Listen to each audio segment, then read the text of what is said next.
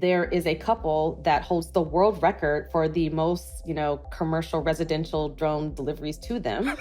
And we learned a lot about that because they are not probably what most of your listeners think is the stereotype of who would be ordering drone delivery. They are in their 80s. And and the use case for them was one is a driver, the other one doesn't drive, but is nervous about the one that drives. And so this was a good kind of use case for them to not have to drive to get things that they need. And of course, it was things like certainly food items. And it was, items that they needed for purposes of, their household. But one of the things that I thought was most interesting of the list of all the things that they ordered and apparently was a need, they ordered almost 100 boxes of Girl Scout cookies.